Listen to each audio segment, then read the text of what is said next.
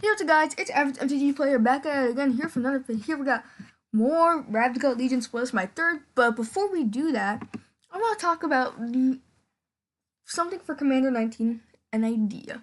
So here we have the swords. This is the sword sig.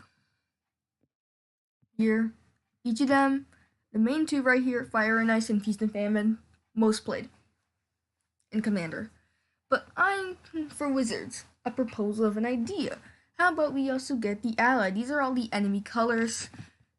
Body and Mind is Simic, Feast and Famine is Golgari, Fire and Ice is Izzet, Light and Shadows Orzhov, and War and Peace is Boros. The 5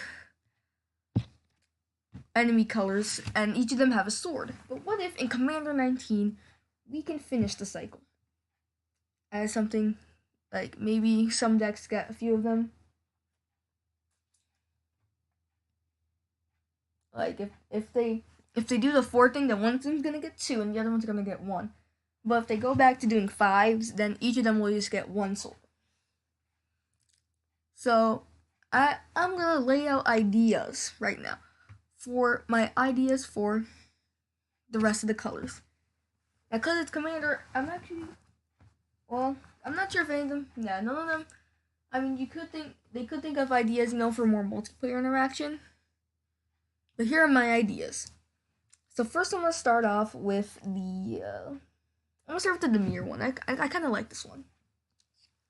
So what I decided to call it was the Sword of Secret and Shadows. Very Demir. Secrets is blue and Shadow is black. So it has the normal thing what any of these swords do. It gives the creature +2/+2 and protection from that color pairing. And then the sword also has whenever it deals the damage, an effect happens. So what my idea is for secrets, surveilling maybe 2 or 1. Pretty simple. New surveil mechanic. I think they could do that. Or scry, whichever one. But I prefer surveil.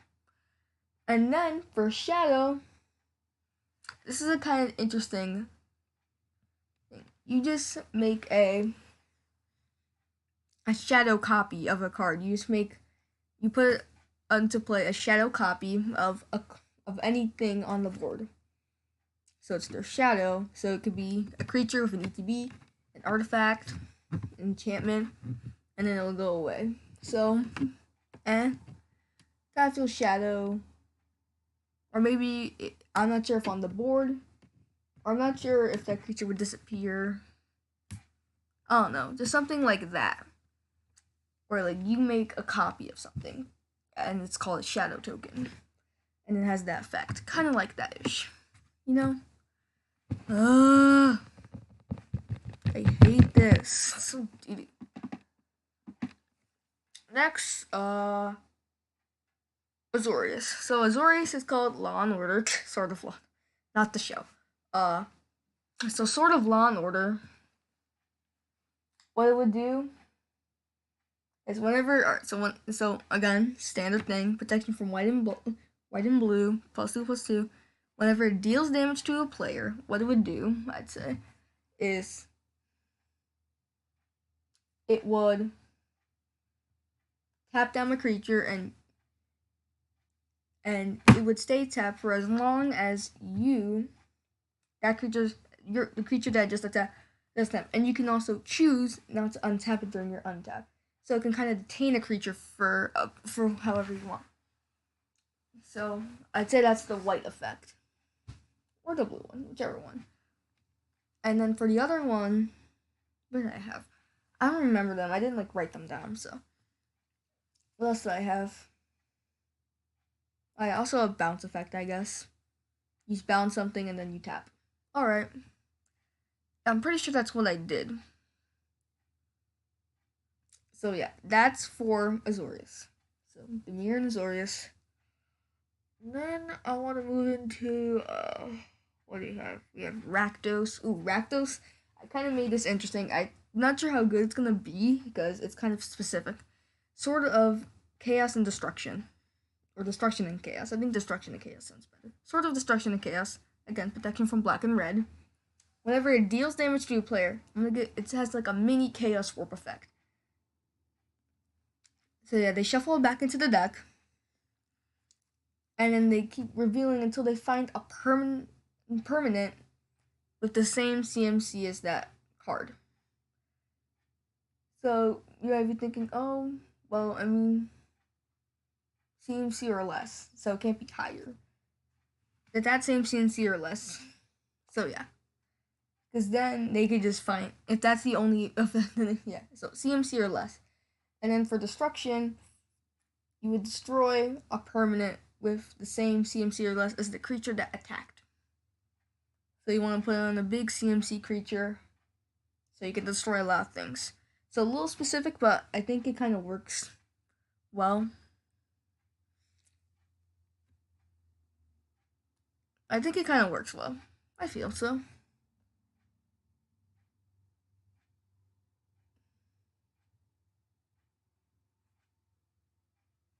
So next up, we're right on 3. Let's do the rule one. The sword of. What did I name the sword? What did I name it?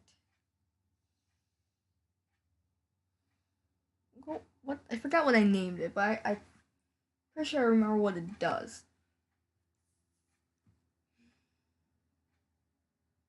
So what it's gonna do is that opponent is going to. So whenever it deals damage, that opponent takes that much damage equal to half of the toughness of the creature. And then also you make a 2/2 creature token with haste, and that creature comes in attacking.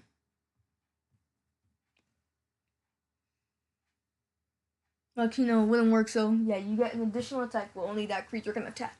Some way worded like that. Feel interesting, so maybe something of like Gorm the Great, where he has a big toughness number. So if he gets through, which is unlikely because they have to block on him, but if he does, they take a lot of damage. And then that beast just more add. Maybe sort of growth and burn. Yeah, sort of growth and burn. That seems okay. Next, Selesnya. Sort of peace and sort of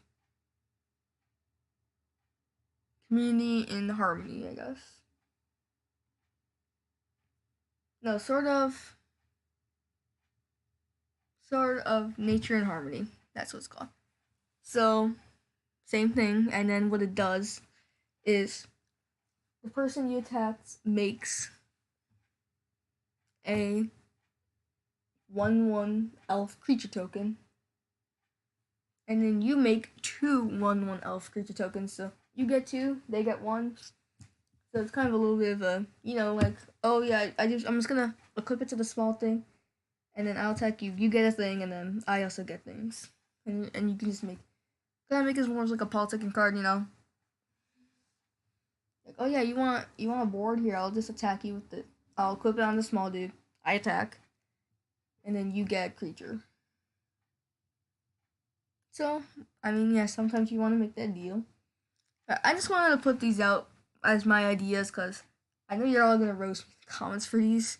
Some of them are actually kind of bad. Some of them are underpowered, and some of them seem broken. I feel most broken. I'm actually gonna say the Rakdos one. The Rakdos one to me seems pretty because it removes 2 things on the board. It just removes 2 things on the board.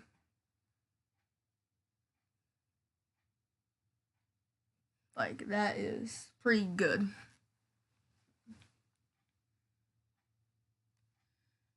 And here are all the other swords, though. I'm gonna read some of these swords. So, Body and Mind, it says, whenever it deals damage to a player, you make a 2/2 green wolf, and then that player puts the top 10 cards of the library in the graveyard. Feast and Famine, I feel the best one. It's whenever a equipped creature deals damage to a player, that player discards on top, but so that doesn't seem relevant, but the second part's just the most. On top all lands you control. That is like you tap out, you make a whole bunch of big plays, and then let's say you're against a Golgari opponent with no colorless creature, you swing in, you untap all your things, and then you have more mana. And also, until you then you have the Falcon Orrery. Yeah, you can now just hold up a lot. Then Fire of Ice. It says deals 2 damage to any target and you draw a card. Doesn't seem the most impactful, especially since it's Body Mind. Body Mind's pretty interesting. But that is pretty good. Do 2 damage so you can kill a small thing, or just bolt them for more damage. And drawing a card's nice, especially in a deck you can't draw a lot of cards. That might be just the deck you want to put it in that's aggressive. Then we have Light and Shadow. As whenever it deals damage to a player, you gain 3 life and return up to 1 target creature card from your grave to your hand. So graveyard, or your opponent's running out of removal, you can just get all that back real quickly. It's pretty good. And then gaining 3 life is alright. Then War and Peace. This just deals so much damage. When a damage to a player, Sword War and Peace, whenever it deals damage to a player, that player takes damage equal to the number of cards in their hand. So if against a card draw deck, unless they have a relic attack, 20 cards in it, they take also 20 damage. And then you gain 1 life for each card in your hand, which is pretty good also. So let's say you also draw lots of cards. You now just keep gaining life and you just destroy your opponent. But now, more exciting part, I believe. Ravnica Allegiance. Spoilers! So here we are. So, I'm going to talk about the ones I believe I haven't talked about Angel of Grace. I know I talked about Angelic Exhaustion, so just check out my other videos. If I don't talk about some of them, that means I've talked about them in other vids. So, alright. Let's see this. We have Angel of Grace. It's a 5-mana 5/4 flash flying. Not bad stats. And limited, that's a pretty good stats. Whenever it enters the battlefield, until in the turn, damage that will reduce your life total to less than 1 instead reduces it to 1. So basically, it says for that turn, you can't die, which is great. If your opponent's going to swing for lethal, you just Angel of Grace, and then you're saved, but with 1 life. And then Angel of Grace has another effect, which it says pay 6 mana, exile it from your graveyard, your life becomes 10. So let's say you just do that, and let's say you also block something and trade off. Then next turn, let's say you're a Selesnya deck and you have a ton of ramp, so you have lots of cards, you can play them, but you also have enough mana to Angel, so you can go back up to 10, and then if you have other life gain effects, you can just keep going back up. So Angel might just be enough to save games sometimes. I already talked about Angel Exhaustion, so make sure to check that vid out. I believe it's the second one. Alright, then we have Arcaway Angel. 5. So it's 6 mana, 3/4 flyer. The stats are kind of but as whenever it enters battlefield, you gain 2 life for each gate you control, so more gate deck support. I also feel in the third set we're going to get more. So gate decks, they're starting to rise a little, I see. They're getting more and more support, but they're kind of janky though. It doesn't matter how much support you're going to give them, it's still janky. Now, the only card I can imagine to make gate decks great is some card that says gates you control don't enter the battlefield tapped. If there's a card like that, then gate decks would be sweet, because if you can get that card out, then all your gates are just better basics. Then those are good. And sometimes, because of that, since gate decks don't want to be really slow, sometimes they have to put in maybe like 3 to 5 basics just to help them get their momentum, which hurts them because they have all this synergy. So I feel maybe in the second and third set, print a card like that. But it has to be really expensive though, because that is a big effect where they can't. All their gates come into play untapped. That's insane. So if they make a card like that, then maybe gate decks could be runnable. Even then, they have to build up to it also because it's gonna probably be an expensive creature and enchantment because that effect will be insane. So then here we have Rester's Zeal. It's a 1 mana instant. Target creature gets +2/+2 until end of turn. Okay, it's kind of like a combo trick. A little less moment of triumph, a lesser moment of triumph, kind of.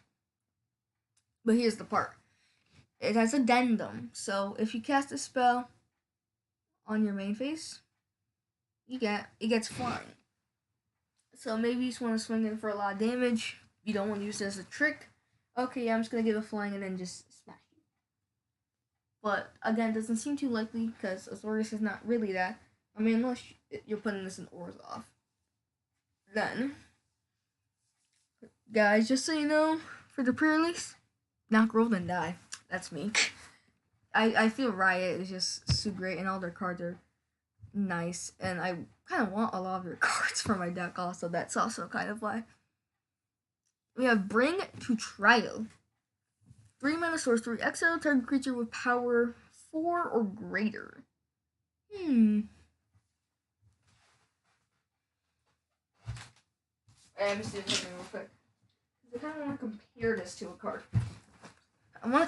card. But I forgot exactly how it's worded. It's in my binder, so. The card was from Ixalan. Here, Legion's Judgment. Destroy target creature with power 4 and greater for 3 mana. Okay, well, Bring the Trial's better, because it exiles. It does the same thing, but exiles, okay? So, Bring to Trial. Way better than that, because it exiles. Yeah, because this one, Legion's Judgment destroys it. This exiles, so it's way better. Especially also with Rakdos. Orzhov. It's white, which is in color of Orzhov. It's worse, but it's good against it because it exiles. So, yeah, exile effects are really gonna. They're because of this. There's probably gonna be more lava coils, more things that exile now. People are gonna play more exile effects because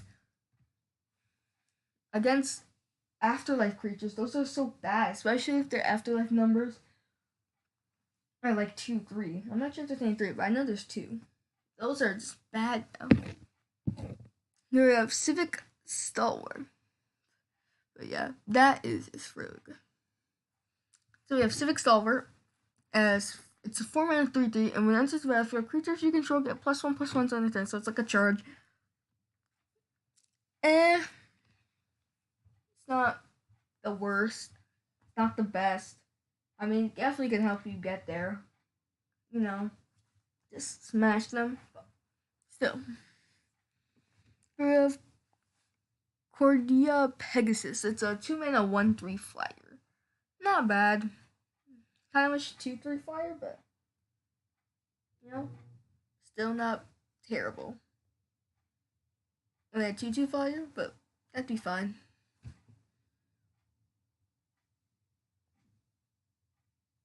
Alright, then we have Exposed to Daylight. 3 mana instant. Destroy target artifact and enchantment. Scry 1. Sideboard. I feel the effect's pretty good. Kind of like Invoke the Divine, but instead of Gain before you scry. But I feel this is better. I feel I'd rather scry than Gain for life. I definitely would. So yeah, that's pretty good.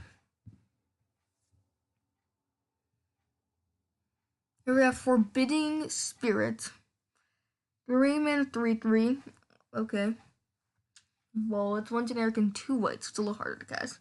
And then it's the battlefield. Until your next turn, creatures you control can't attack you or Planeswalkers unless it's 2 for each of those creatures. But it's only until your next. Why couldn't this been? Imagine if this was a 2/2. If you just made a 2/2 that did that always or a 1/1, I would love that. But only 1 turn. Maybe sometimes it could save you. in desperate situations. And you know your opponent might be able to kill you, but now they have to dump all their mana into it. And maybe they don't have exactly enough, but they have, like, they're for burn. If they're trying to burn you, like, oh yeah, I can. If that wasn't there, I could attack him and then use these, but now I can't because I want to get enough damage with my creatures. But I suppose, oh, I'm just gonna deal my damage now and then wait next turn. But still, they just wait.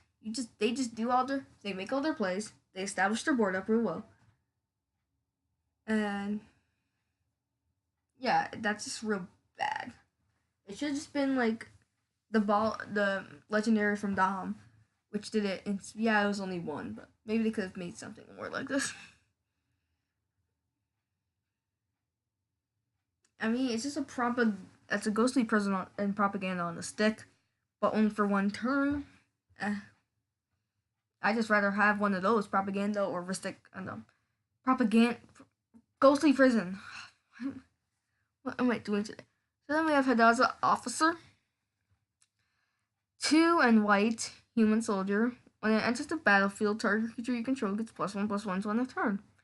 Okay, well, I definitely prefer the other guy because it does to everyone.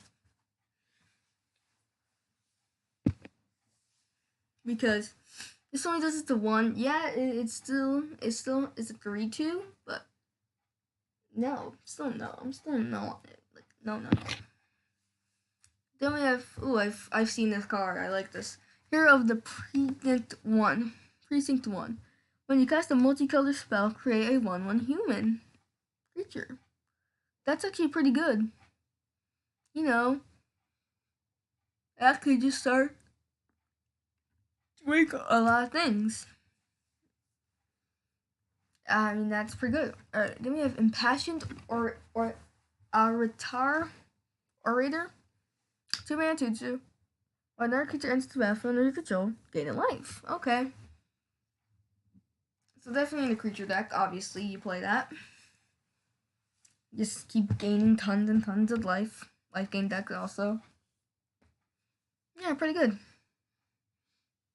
Limited, probably be cool. Then we have Justice's Portal. 2 mana instant. Exile target creature control. Return it to the battlefield. Under its owner's control, it gains first strike until end of turn. So you can just flicker either your opponent's creature when it attacks, save yourself, or you can do that on your creature. Let's say, yeah, you just have like a 5/2 hammer dropper. Let's say you have a hammer, they have a 2/2, and you don't really want to, but they decide, yeah, he's never really gonna block with that, so he just attacks. You can just Justice's Portal it, give it first strike, and now it'll just destroy.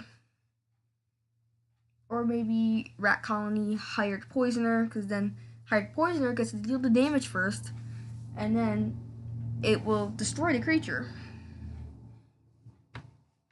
Well, we're not in limited, no. But still in limited, could do some cool stuff. Alright, then we have Night of Sorrows.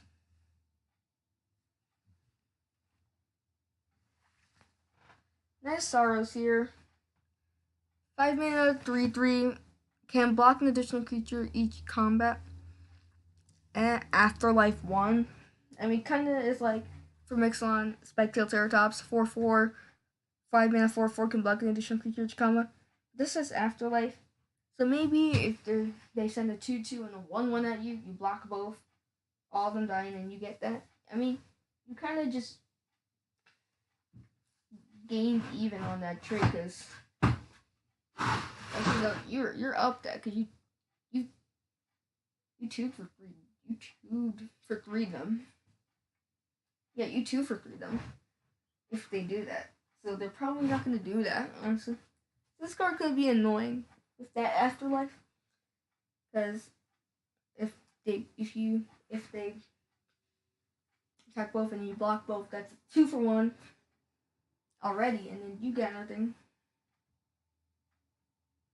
So it becomes a 3 for 1. Yeah, this becomes a 3 for 1, which is insane. Oh, next card. I love this card also.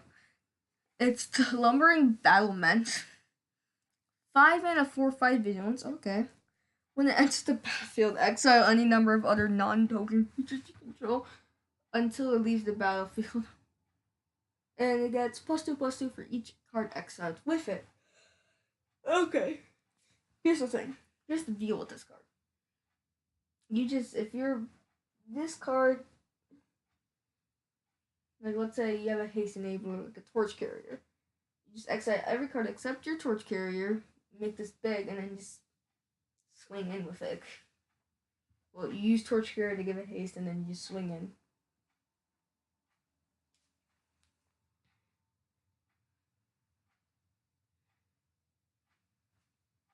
So yeah, that's pretty good. Pretty nice. And like if you're in an ETB deck, that's just insane. Like Rune and Commander, you're running this. If you're playing Rune, you run this card because that card does pretty well. So you just exile all your ETB cards, and and it's just a big thing. And let's say you don't exile Rune. You definitely don't exile Rune.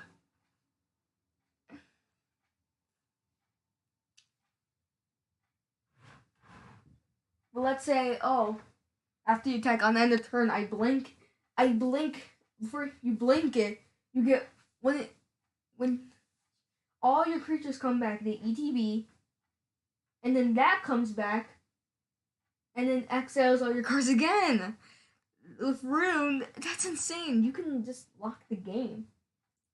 You can just keep getting all your ETBs with Rune. You just blink this, all your stuff comes back. You play, then it comes back on the board, and you just put it all under it again. That's just great with Rune. But then your opponent's just gonna have to stop it immediately before it gets too out of hand. Here we have Ministrant of Obligation. I'm not sure if I read this. I might have. It's a 2 mana and 1 white Afterlife 2. So 2/1, 3 mana 2/1 Afterlife 2. So definitely your opponents don't want to block, especially with 3/2, because then you just you 2-for-1 them. You just 2-for-1 them. Again, there, because you make 2 things, they lose their.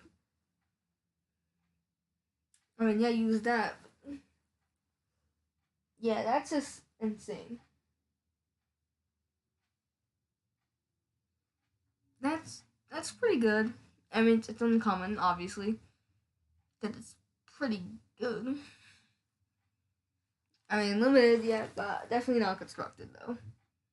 Because there's a lot to pick things. So, Prowling Krakenol, 2 mana, 3/1. Yeah, you always see these. Most sets have these. Corset had it, Dominaria had it. Yeah, Corset had the Orcus Sifclaw. Dominaria had Knight of New Benalia. Here, it's here.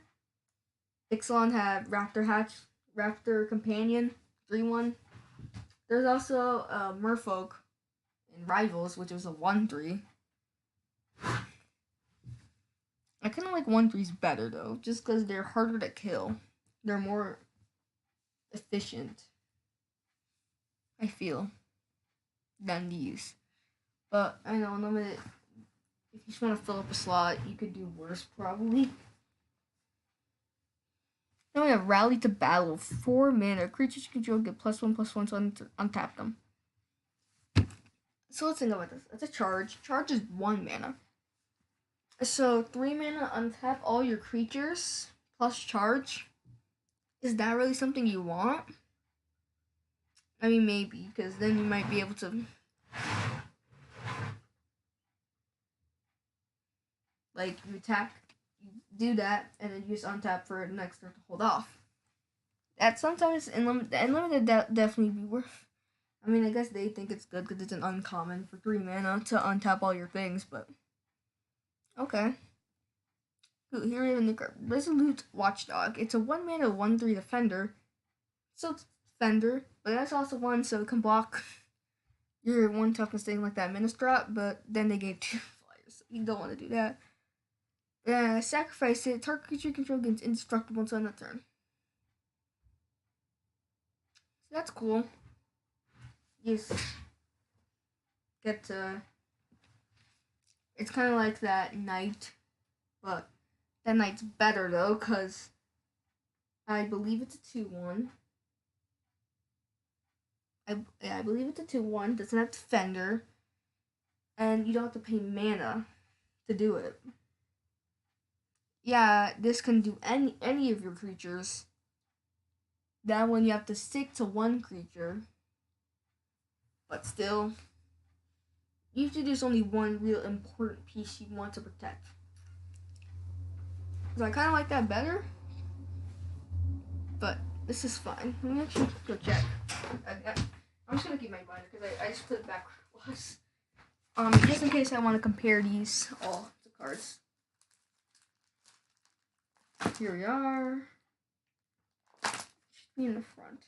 Yeah, it's a 2/1. Dauntless Bodyguard. Yeah, it was a 2/1. So, yeah, pretty interesting. But I think the Bodyguard would be better. Sentinel's Mark. I heard about this card. Not too high on it. It's a 2-mana flash enchant creature.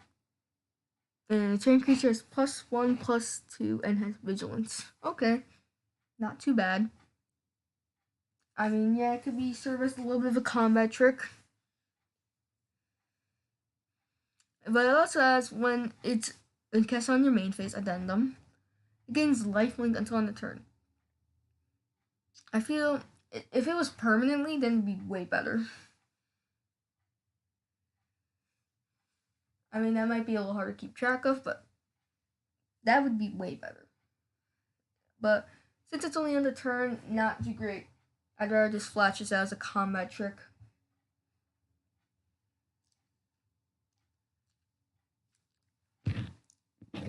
Okay, let's see. Next we have c19. Enchanted creature. Enchanted creature has defender and loses flying.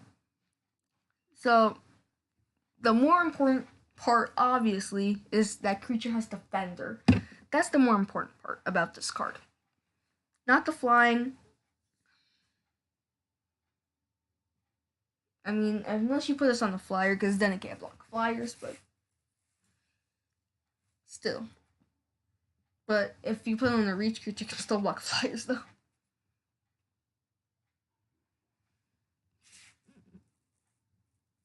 So that's cool. Ish. I mean, it'll just stop some things from, getting through. Like, if they have a big. But the thing is, if they have a big creature, also probably has a big toughness, meaning that they'll just have a blocker. Like, oh, maybe then now you have some flyers, you swing in. Yeah, but still, now that creature's gonna probably halt you off. Still, anyway, from attacking. So it doesn't really open thing, it just might stabilize you for a little bit. Smothering Tides already talked about. Sweet card. You should go check out the other video where I go in depth on it. Spirit of the Spires. 3/1, flying, 2/4. Other creatures you control with flying get +0/+1. So, I mean, if it was +1/+1, or maybe creatures you control get flying. That might have been fine, but okay. This is an okay card. I mean, you have to be dedicated to flyers, though, but still. Not bad, per se. I mean, it still is a 4-mana 2/4 flyer, which is nothing horrible and limited. Then we have Summary Judgment, instant speed, 1 and white. Summary Judgment deals 3 damage to target tapped creature. If you cast on your main shield, it does 5 damage instead. So maybe, but the thing is, then you can't prevent damage. This, if you instant speed it, it can prevent damage. If you don't, you probably already took a hit from that creature. So you probably already have taken a chunk of your life away, and then you just use it. Sure, you remove it, but still. I mean, I don't feel the addendum. I feel what would have been better is tap a target creature. So you tap creature, tap a creature, then deal 3 damage to tap the creature. Cause then that would have been fine. Like make it an uncommon and do that. That would have been cool. But okay, still okay. So we have Syndicate Messenger. It's a 3-man, 3-1 and white, 2/3 fire. Okay. I mean, it can become a 2/4 with Sphere of the Spires. And also it's Afterlife 1. So, if they somehow do manage to kill, well, removal. But in the air, if they kill it, you just make another flyer. Which is cool. Whee! What happened? Okay, we're back on track here. 10th District Veteran. Hopefully it's better than 10th District Guard. It's a 3-mana 2/3 divisions, okay. And when it attacks, untap another target creature you control. So it could just makes another creature vigilance, essentially. So pretty cool. I do like that. Seems cool. Our Type Taker was in another vid. I talked about it already. It's a good card though. And was in the video for showing off Afterlife. It was one of the first cards we saw. Twilight Panther. It's a 1-mana 1/2, and you can pay a black and give it Depth Touch. Okay, that could just make it an annoying blocker. Or you just always guarantee you're getting damage in. But I'd say it's better to, just pass as a blocker. As 1 damage is insignificant. Yeah, things you can't run. You have to run an Orzhov, essentially. Any deck with white and black in it. So, it's okay. I mean, it could be annoying, but I'd rather just have a Hired Poisoner, which always has Death Touch. 2 toughness doesn't mean too much. Yeah, it doesn't mean anything at all. Really. Alright, I have Unbreakable Formation. Not sure if I talked about this. I may have, but see, it's a 3-mana instant. Creatures control gain indestructible. An addendum. Each of them all those creatures get +1/+1 and vigilance if you cast on your main phase. Okay, so you have 1 turn where you're able to just swing in with a big board. Not worry about any of your creatures dying. And you have some blockers for later, which is sweet. So I do like that. But it could just be a good trick. You play it and then you just chump block everything. Take no damage unless they have tramplers, but still. Here we have a Watchful Giant. Next. 6-mana 3/6. When that's draft, create a 1/1, so let's think of 4/7 for 6. 4 toughness and 7 power for 6 mana. Yeah, it's about even for 6/6. So kind of, if you try to change up numbers, 6/7 you can get to. No, not 6/7. No, I'm thinking wrong. Well, it's an ag card. I mean, more filler, I guess. Or if you're just playing against aggressive decks with small creatures, could be a good way to just stabilize against them, the 3/6 body. Alright, here we have Arrester's Domination,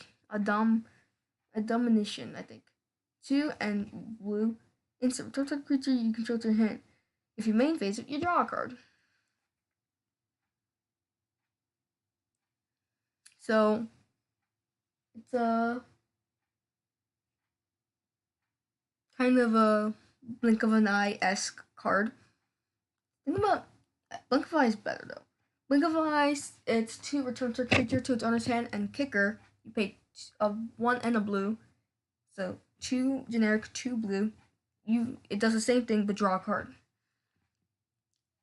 Sure, there's 3, but then you don't have that instant speed trickery. I'd pay an extra mana for instant speed.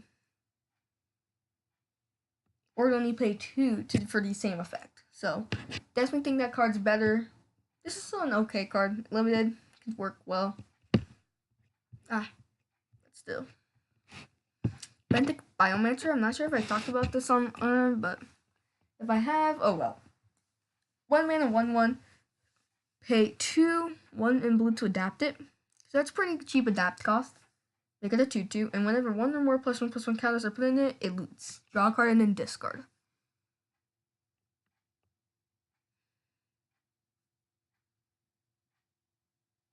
So, pretty good. You just keep putting more counters and more counters on it. Just keep looting and just cycling through your deck, getting all your better cards. So, pretty good. Especially in Merfolk. Then we have Chillbringer. It's a 4 generic, 1 blue, so 5 mana for 3/3 flying. Okay, not too bad. When it's at the battlefield, tap a target creature an opponent controls. It doesn't untap during its controls untap step, so it's kind of like a Water Trap Weaver type effect. And it's also a 3/3 flyer, so you can tap down, let's say, a flyer that they have, a big flyer, and then, yeah, you can just keep swinging in, you can get a free swing in. Then we have Clear the Mind. 2 and 3, target player shuffles their graveyard into their library. Draw a card. So let's say you're playing against a Golgari deck that cares about their graveyard a lot. You tech this in, you just bring all that resource back into the deck, and then you draw a card, which is sweet. Or maybe or against an anti-mill esque card, like anti-mill. And I love the flavor text on this card. The best way to keep a secret is to forget it, from Lazov. That is cool. Then we have Code of Constraint, 2 and 3. Its start creature gets -4, -0 turn. Okay, decent comic trick. Draw a card. Okay. Befuddle. Let me see Befuddle. I'm pretty sure it's the same thing as Befuddle. Right there.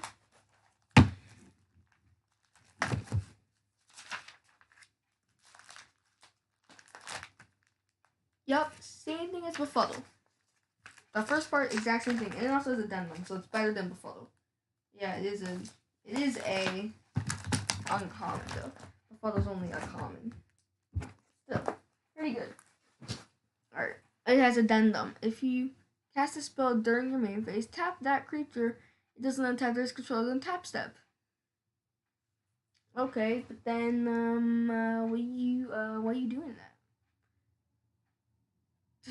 It still stops the creature, most likely. It'll still probably take you no damage, and you just get an instant speed, so it's better. You might have a different alternative to do. Yeah, I don't like this addendum card. But I still think the Befuddle effect is fine.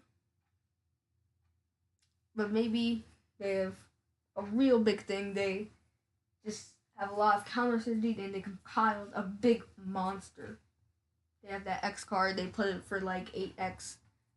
Maybe then you might want 1 turn against it. This also pacify for 2 turns.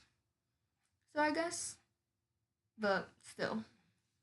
Not too much difference I see with addenduming it and not, so probably would most likely just use instant speed. Rather than. Yeah, I'd most likely rather use the instant speed of it than the addendum effect. Coral Commando, 3/2, 3 mana, Morpho. Best card in the set, guys. Right here. Common, 3/2, 3. Stats are insane. Yeah, this is just gonna be the best card. No one's ever gonna. This card's too good. This card's gonna be banned in standard. Too good. It's too good. Look at it. It's too good there. Okay. Next up, Essence Capture. This is a card definitely going in the mono blue tempo deck. Counter target creature spell. Put a +1/+1 counter you control on one target creature you control for double blue. It's way better than Essence Scatter, especially for the mono blue tempo deck. I mean, unless you're 2-3 colors, then you don't want this, because then it's double blue for only countering creature. Sure, that +1 counter might be welcome, but in tempo, definitely that counter's welcome. And it's the same thing, because it's the same cost, because you only run islands in that deck. So, doesn't matter. Next up, oh, this card's cool. Eyes Everywhere. I kind of also like it in Commander.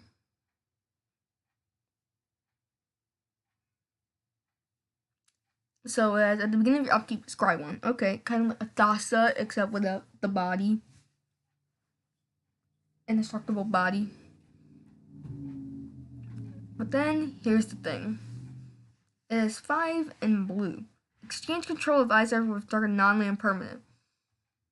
It's only sorcery speed, so you can get someone's real big thing.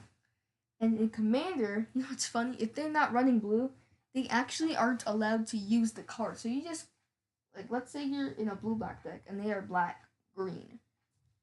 You take their black thing, you give them that, and they can't use it. So you just pay 6 mana to steal the thing for free. They don't get anything. That's pretty funny. I love the flare text also. They got eyes inside my head. That's funny. Fairy Duelist 1 and 2. I love this art. That looks so funny. It's like a human. Like eating. I think they're like eating something. And then just the fairies there. It's a Fairy Rogue 1 and 2. Flash Flying. When this is bad for a creature, an opponent controls gets -2, -0. So that's pretty interesting. I mean, a card I can compare to maybe Night Sprite. I mean, I feel that's pretty good there. So that's pretty good there. So I feel pretty good about that. I have Gatewatch Sneak 2 in the blue for a 1/3. Whenever a gate enters the battlefield under your control, Gateway Sneak can't be blocked in turn. Okay, that's cool. That's just a free way to get damage in. And when the deals combination, player draw a card. Yep. Definitely a good gate card. Damn, I would love that in Marble Temple, but I'm not running any gates. But let's talk about Fairy Duels for, because think about it compared to Night Sprite. Compared to Night Sprite, doesn't have flash. Yeah, and also gets to neg a creature. But I'm on Blue Temple now, because most of your creatures are already unblockable, have evasion anyway, so I'd rather just keep surveilling than that too, and that flash. But that's just still pretty good. The fact I'm comparing it to Nightfall Sword just makes it seem pretty good. Yeah, Gateway Sneak, drawing cards, really sweet. I kind of want to make a gate deck. I really do. Why do I keep doing this? I'm a little bit dude. I'm pretty sure I already talked about these two. I'm pretty sure I didn't talk about this card. Mesmerine did 3 and 2 blue, 4/5. When enters the battlefield, create 2/2 blue illusion tokens with whenever this creature blocks a creature, that creature doesn't untap during controller's untap step. It has hexproof as long as you control illusion, so it's hard to kill. Really good. That's pretty sweet.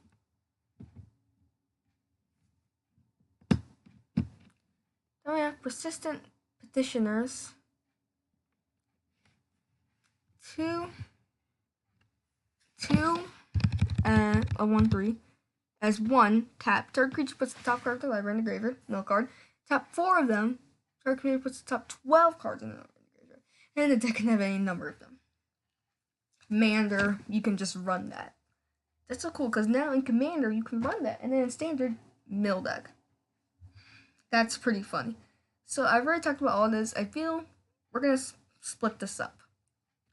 I'll upload this now, and then later I'm gonna upload the second part with the rest of the set. Alright? Also because my dad's calling me. That's the main reason. I'm pretty sure you can hear that because he's. So hope you enjoyed that. Average MTG player, out.